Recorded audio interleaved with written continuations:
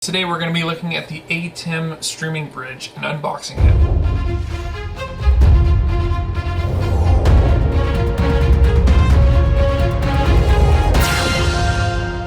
So this is a awesome little device. I am super excited to kind of unbox and see if it's worth its hype.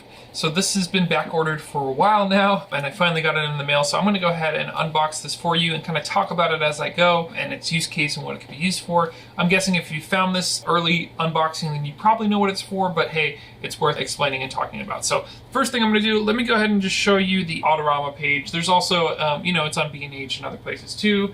And it looks like they do have stock and it's ready to ship now, which is pretty awesome. So it's $245, and it basically can take a signal from the internet and convert it so that you can have an SDI output essentially, or an HDMI out actually, now that we're at it here. So why is this useful? So with an ATEM Mini Pro, you're streaming over RTMP, right? So on online protocol.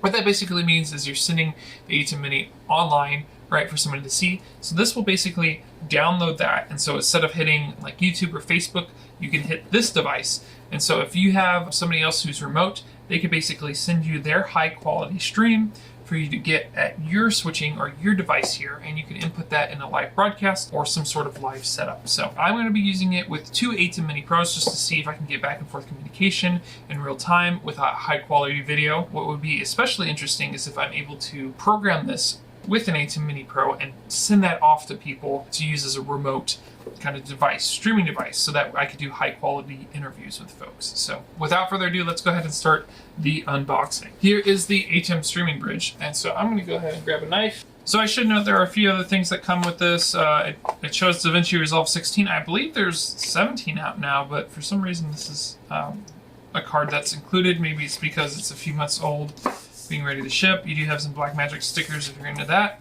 And then you also have the simple welcome packet with a thank you and a place to download the manual. So I'm gonna set those off to the side here as well. And so this is our bridge. So what we have, SDI reference in, we have our Ethernet port, we have another reference in. So one's labeled SDI reference and one's labeled reference in. I don't really exactly know how those pertain to one another, but you know. So then we have a USB ATEM utility. I'm curious to know if that's how you sync this up with an ATEM Mini Pro, like if you have to do this here and then send off that device separate, or how that works.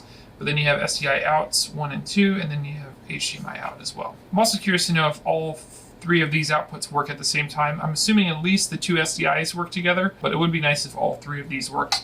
You know, that went to more utility products, so it could work with multiple things. The one thing I do like about Blackmagic in general is its power options. So this is 6 volts to 30 volts, right? And so it does have a plug there, and this did come with a screw-in power cable here. And I believe if I have this power device correct, this also looks like a very similar one to the ATEM power. Okay, so this is only rated for like 1 watt, so I don't know what the ATEM is rated for, but if it can work with one another, I will put that as a title. It does have some dip switches on the side here, which allow you to program some things here. Let's see, so for 7 and 8 pins, it would be 7 would be off, would be level B normal output or level A, and then 8 would be interlace off or on. So depending on your stream type, if you have an interlace video, which would be for, typically broadcast television, especially old school broadcast television, you may or may not want that on. And then the A and B has to pertain with SDI. So if you didn't already know, there are 2 types of SDI, even though there shouldn't be.